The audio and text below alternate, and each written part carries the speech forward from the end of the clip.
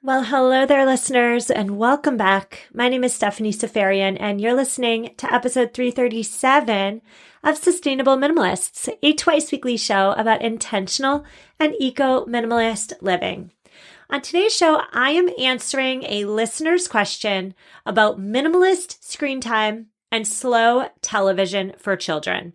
And how timely of me, because a recent study by the Pew Research Center found that over 70% of parents are concerned that their children spend too much time on screens. Before we get started today, I would so love it if you asked yourself, what is your home's culture when it comes to screen time? And there's no wrong answer, by the way. There's no judgment. There's no parent shaming going on here. I do want you to really think about the place, the importance of screens in your home, because in my home, at least, screen time is often unintentional. It's reactionary. Putting on the TV for my kids is generally a reaction to my overwhelm. So when I am feeling stressed, I put the TV on. It's kind of like a parent helper in some ways, and that is not the way I should be doing things, especially after researching for this episode. I see the error in my ways. However, this show is about intentionality. It's about doing things on purpose. And so if you're like me and you've been doing what you've always done when it comes to screens, let's first get your baseline. Are you a leave the TV on for background noise type of household? Are you a screen time only on weekends type of family? Or do you fall somewhere in the middle of those, I would say, extremes? So think about it. Come up with your answer while I tell you a very quick story. A few months back, my husband was feeling quite nostalgic, and he put on an old Donald Duck cartoon from the 1940s. I was not excited about it, but I humored him. I did not expect my daughters to be excited about it. The pace of the show was much slower. There were fewer screen changes. There wasn't much dialogue. Everything about it was much more relaxed than 2023 television. And so I did indeed have minimal hopes that this cartoon viewing would be successful, but I was proven wrong. My children did enjoy it, and I learned one essential thing from watching this 1940s cartoon. Television has changed. It has changed drastically. And I know you're probably thinking to yourself, duh, Stephanie, where have you been?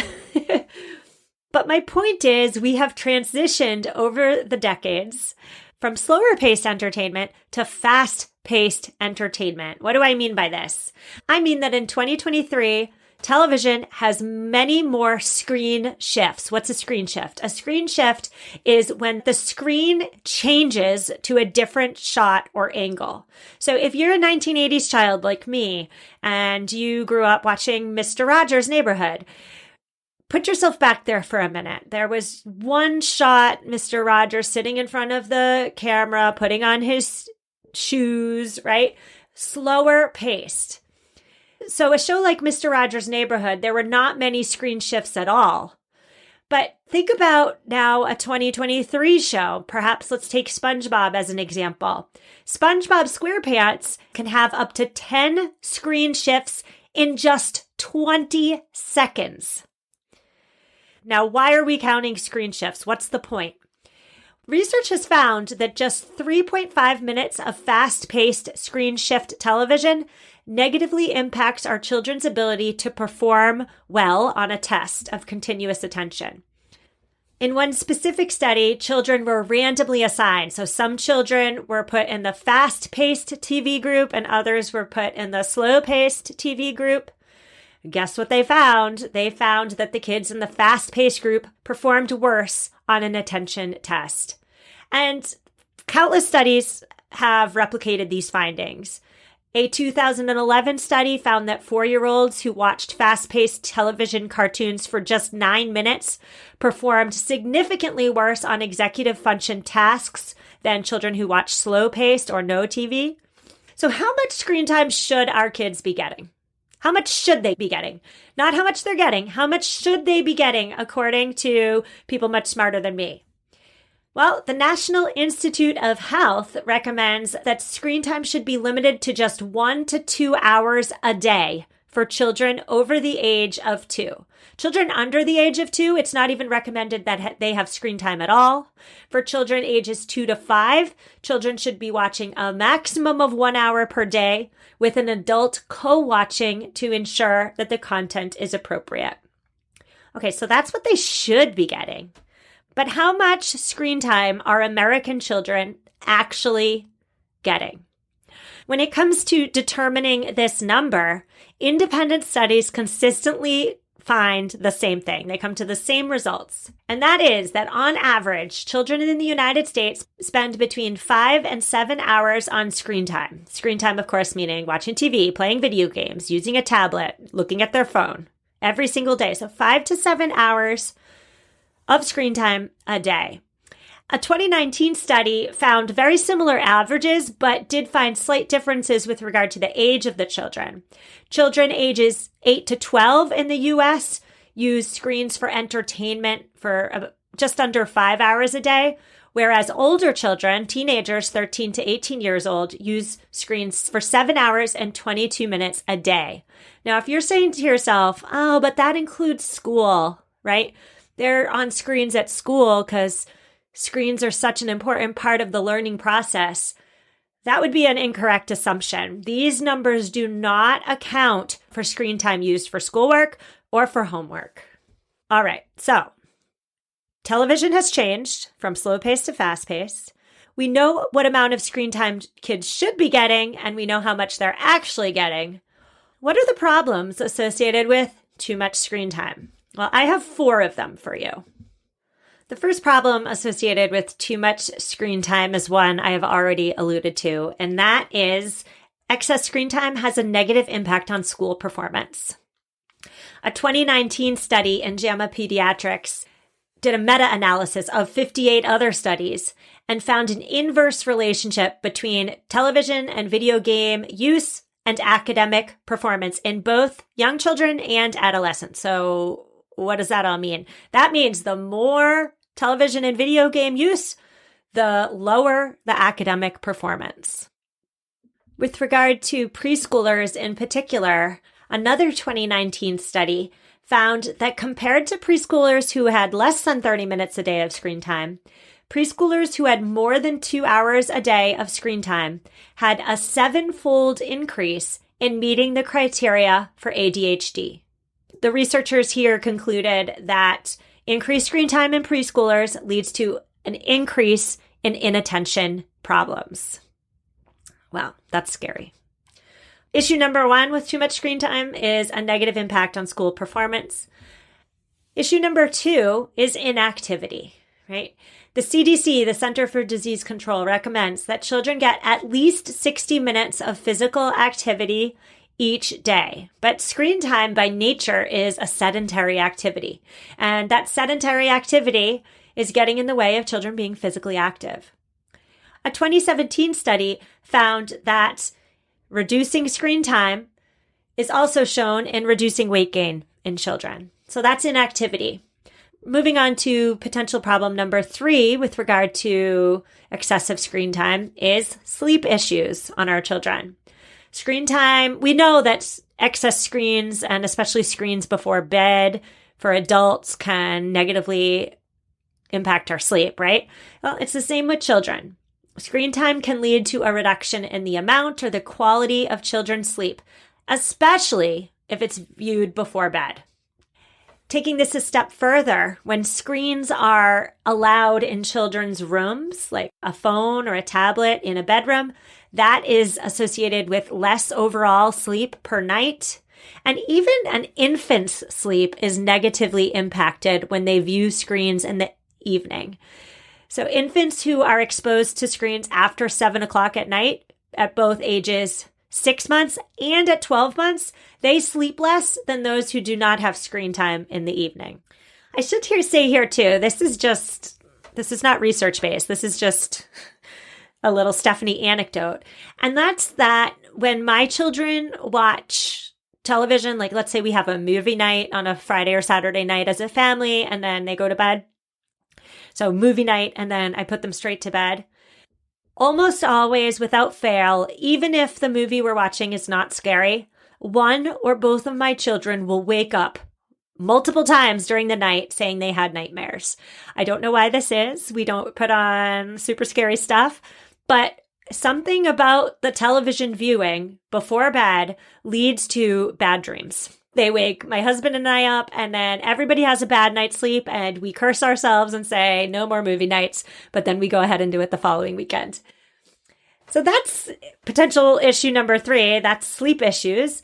And then finally, for the purposes of this show, I really wanted to cover potential problem with excessive screen time number 4, which of course is increased exposure to ads. As a sustainable minimalist community, we want our kids to focus less on the consumption of stuff. We want them to desire less, right? We want them to desire the right things as opposed to the perhaps wrong things, the toys, the junk, right? So if we want our kids to focus less on the consumption of stuff, it's wise for us then to limit the amount of highly engaging advertisements they see via commercials, targeted ads on social media, influencer marketing, etc. Because reduced screen time does result in reduced ad exposure. It has long been documented in the research that kids are extremely susceptible to advertising, and not just for toys. Preschool children consistently demonstrate preferences for foods they see in ads. Dunkaroos. When I was a kid, it was fruit roll-ups, right? They see an ad, it's highly engaging. They demonstrate a preference for those foods. We're not just talking about food. We're, of course, talking about toys. I mentioned before, last year, my family went on vacation and there was conventional TV. So not Netflix, TV with commercials. We put on, I guess it was probably Nickelodeon for my children to watch. And they were bombarded with 2 ad breaks, a show. And my kids were more interested in the ads, in the commercials, than the show. They both started lists of all the toys that they wanted that they heard about through these ads, which was just crazy to me. My daughter, my 5-year-old, wanted this very strange unicorn purse with that like turns on and like the eyes pop open and it says weird things, complete junk. And she never would have even known that this weird unicorn purse existed had she not seen the advertisement. And in preparing for this episode, I came across this amazing research study that the psychologist lover in me just like globbed onto. It was published in JAMA, the Journal of the American Medical Association. And in the study, researchers took 386 third grade children and exposed them to advertisements, commercials. And they found that, of course, the third graders demonstrated preferences for what they saw in the advertisements immediately after viewing. But not only that, they also continued to demonstrate a preference for what they saw in those commercials 7 months later and up to 20 months later. Crazy, right? So, reduced screen time means reduced ad exposure. We're going to take a quick break, but when we come back, I'm going to offer up some beginner, some intermediate, and some advanced tips based in research for you and I to help reduce screen time in our homes. We'll get there after a quick word from our sponsors. If you're not sleeping on bed sheets with viscose from Bamboo yet, what on earth are you waiting for? I used to be a cotton bed sheets type of girl, and then I tried Care Aloha's soft and sustainable bedding made from viscose from Bamboo. You guys, the difference is huge. It is one of the softest and comfiest fabrics on the planet. They're also cooler. Viscose from Bamboo fabrics are 3 degrees cooler than non-bamboo fabrics, and they're naturally moisture wicking, which means they're lightweight and breathable. And even my husband, who, let's be real, he generally does not care too much about our bed sheets, but even he prefers our Care Aloha sheets over our humdrum cotton ones. Caraloha is giving our listeners 25% off their order by using code SUSTAINABLE. The code does not last forever, so hurry and head to CARILOHA.com and use code SUSTAINABLE to receive 25% off your order. You've got New Year's goals, and HelloFresh is here to help you achieve them. With over 35 weekly recipes, HelloFresh has what you're looking for to help you achieve your goals. Choose calorie smart and carb smart recipes. And remember that HelloFresh is so much cheaper than takeout. I generally love to cook for my family, but sometimes I just don't have the time or the energy to cook from scratch. In these moments, I rely on HelloFresh because my kids get a healthy and tasty meal, and I don't get frazzled trying to figure out what on earth to serve them. HelloFresh is America's #1 meal kit for a reason. Go to HelloFresh.com/sustainable21 and use code sustainable21 for 21 free meals plus free shipping. That's HelloFresh.com/sustainable21 for 21 free meals and free shipping. Thrive Market is my go-to for all of my grocery and household essentials because as a Thrive member, I save money on every single order. On average, I save 30%. Not only does Thrive Market save me money, they also save me lots of time. I love the filters on their website and their app. They have over 70 of them. And so whether you're looking for a certified gluten-free or non-toxic cleaning, you can curate your own shopping experience with the click of a button. For me, certified organic is really darn important. And so I just click the certified organic filter and off I go. There's no deciphering of those confusing product labels for me. Join Thrive Market today and get 30% off your first order plus a free $60 gift. Go to thrivemarket.com/sustainable for 30% off your first order plus a free gift. That's THRIVE market.com/sustainable, thrivemarket.com/sustainable. And we are back. Before the break, we were discussing the fact that TV's changed. We've also discussed the potential problems associated with excessive screen time in our homes, especially on our children. And now we're on to the part in today's conversation where I'm offering up some practical tips for you and for me to reduce the emphasis on screens in our home. And so if you remember back at the beginning of this episode, I asked you to determine what role screens play in your home and your children's lives. And that's important as we go into today's tips and tricks for reducing screen time. So if you're a listener who says that screen time plays a gigantic role in your home, I would suggest you start with the beginner steps that I'm offering up today.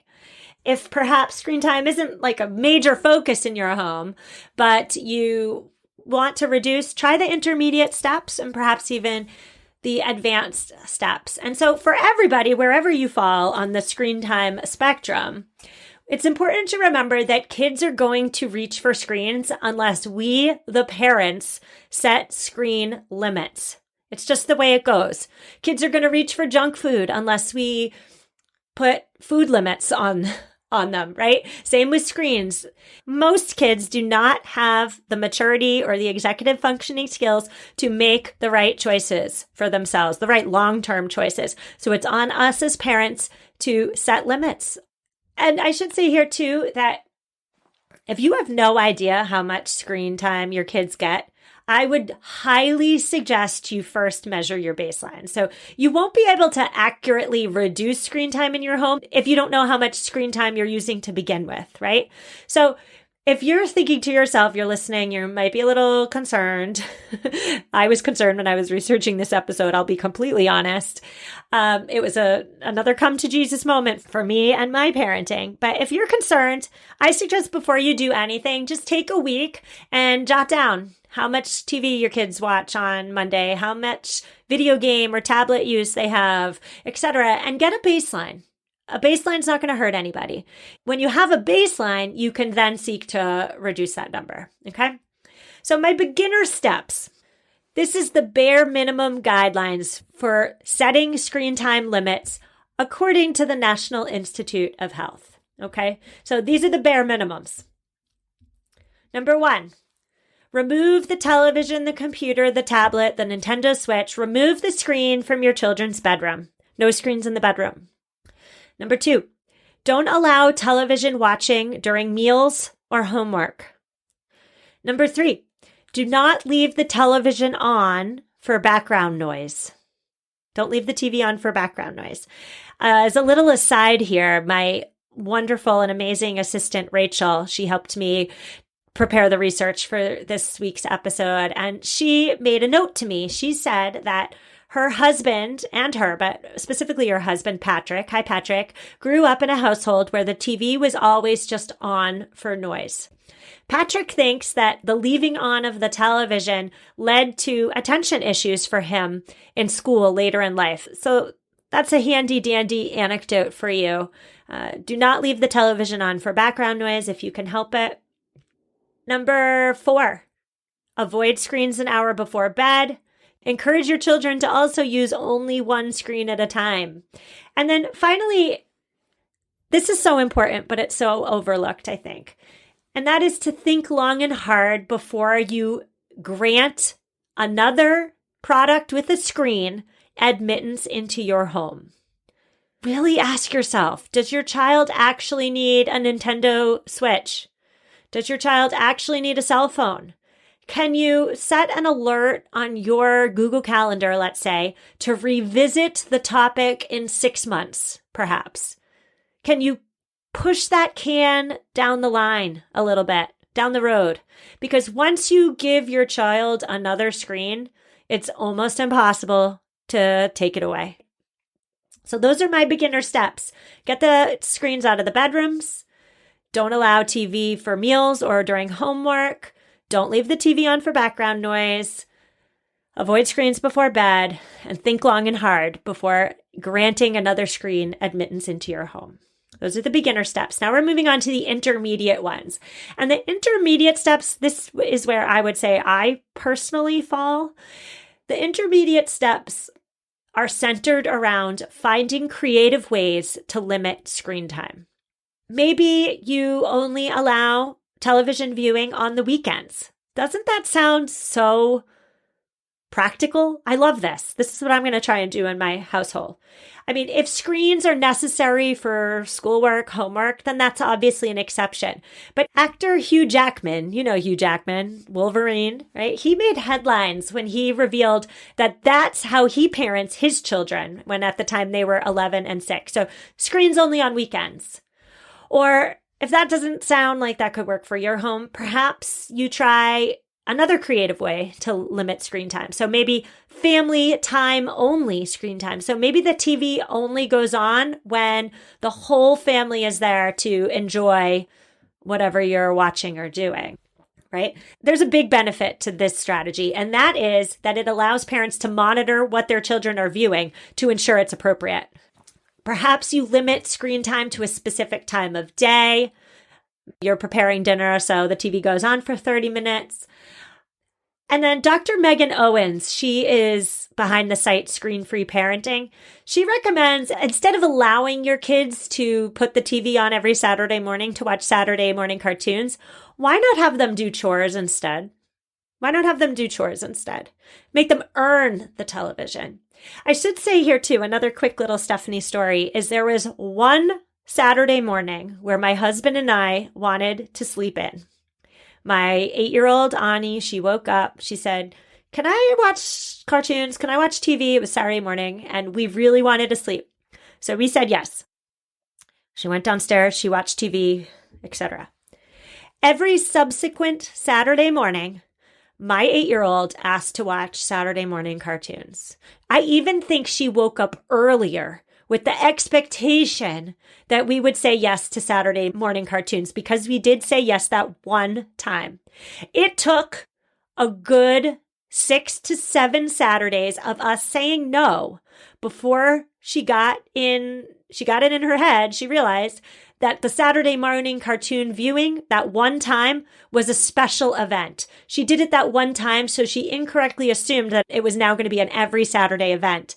And so that reminds me, when it comes to parenting, that if we're going to say yes to something, we've got to be really sure that it is an enthusiastic and emphatic yes. Because, yeah, sure, my husband and I did sleep in, and that was lovely, but we also then kind of paid the price for sleeping in by having to say 6 or 7 subsequent Saturday mornings, no, you can't watch TV. So that's a long way of saying, at least in my home, if I give a little, they take an awful lot. Okay, so we're on to intermediate steps. We're finding creative ways to limit screen time. Maybe you're limiting it to weekends. Maybe you're having family-only screen time. Maybe instead of cartoons, they're doing chores. And then in addition to all of that, an intermediate step that I think is super important is to help kids realize when they turn to screens to cope with an emotion. This is so key, right? I know my daughters, especially my 8-year-old Ani, she asks for television when she's bored. TV for her is a boredom buster. But perhaps for some other children, television or a video game or social media scrolling is a form of connection. Perhaps they're reaching for the screen because they feel isolated and they want to connect. It's about understanding what's going on inside that's making us reach for the external screen. I think that's such an important lesson that we can help our kids learn. And then finally, we're moving on to the advanced step. So if you feel like you're ready for a challenge, an advanced step, this is for all of you. You will first be killing it with the beginner steps and the intermediate ones. And then on top of that, you're going to add to your efforts by doing 2 things. Number 1 is to create a family media plan. Now that sounds really scary, but it's not scary. You can go to healthychildren.org and they've made one for you. You just plug in your information, you plug in your goals, and then you can print out a family media plan. I did one for my family. It took about 2 minutes, but create a family media plan, sit down, have a family meeting, talk about what's on the plan, get everybody on board, and follow the plan. I love the idea of a family media plan because it really drills down the intentionality behind screen use in your home. I also love the fact that a media plan doesn't altogether eliminate screen time, right? It only sets up rules for when screen time will occur. That's another great point too here, because if everybody knows what's in the family media plan, there's going to be no surprises. I think a lot of times when it comes to parenting troubles, what it comes down to is that the rules, the standards shift, right? We're not consistent as parents with the rules, with the standards. And so kids get confused. But if there's a family media plan and everybody knows what's in it and everybody sticks to it, the possibility of trouble down the line is much diminished. So family media plan, I've linked to the template in this week's show notes. And then finally, my final tip for those of us who are advanced, it's not me, but hopefully it's you, is to embrace the new phenomenon that is slow TV. So remember at the start of the show, we were talking about screen switches and the fact that fast-paced shows negatively impact our children's attention spans. Well, there's this new phenomenon. It originated in Norway and it's called slow TV. It's a style of TV programming that focuses on one topic and it's filmed in real time. So whatever it is filmed as it happens. There's very minimal, if any, screen switches. The camera's locked in one spot and everything unfolds at a natural pace. There's no edits. There's no loud music. There's no presenters. There's no voiceover. It's just the sound of what's happening. I watched a little bit of slow TV in preparation for this episode. It was a train. It was like I'm sitting in the conductor's seat of a train and I'm going down the tracks and I'm watching the landscape unfold before me. I found it enjoyable. I found it relaxing. And I'm not sure that older kids would be on board with this. I mean, if you're watching Avatar 2 one minute and then your parents say, no more Avatar 2, no more Avengers. You have to instead watch this train traveling down the Norwegian countryside. I'm not sure older kids would be on board, but I could see younger children really enjoying slow TV, really enjoying it. So preschool age, maybe even kindergarten age. I've also linked to slow TV in the show notes if you're interested. The final word for today, well, I have two. The first is, of course, we as parents need to be good role models, always, but especially when it comes to screens. So we need to definitely check how much screen time we're actually using. Are we really leaving the phone in the other room during dinner, or are we checking it under the table? Let's be honest with ourselves. We also, as parents, as a collective whole, I would say, we need to stop thinking of screens as our helper, as our parent helper, as our best friend. And I say this to myself as well. I'm talking to myself. Just the other day, it was Martin Luther King Day. My daughters were home and I needed to work. I had a podcast episode to get out on Tuesday. And the inner push that I felt to turn the TV on, to entertain my kids so that I could get my work done, it was real and it was powerful. But for me and for you, if you find yourself reverting to screens to make the task of parenting slightly easier, we as a whole, as a collective, we need to fight back against that urge. It's on us as parents to teach our kids to be able to behave in a restaurant without the use of a tablet. It's on us to provide our children the opportunity to learn how to entertain themselves during a long car ride without a screen. This is more work for us as parents in the short term, but it will likely pay dividends, I believe, I hope, in the future. Because what's quick and easy now almost always isn't the right choice. Parenting is a lot of things. It certainly is not easy. Let's not treat screens as this amazing best friend to parents that makes the job easier, because that's not what's happening here. I so hope you learned something during this episode. I hope you're not feeling stressed or overwhelmed. I hope I have armed you with some tangible steps for you to go into your home, wherever you're at with the screen time journey, and tweak the way you're doing things just slightly. I will see you on Tuesday. So I have to set up next week. I'm super excited about next week. Next week is Chocolate Week on the podcast, and we're switching things up slightly next week. So on Tuesday, usually Tuesday is an interview. Next Tuesday is me talking into a microphone in a closet by myself. And then the interview comes on Thursday.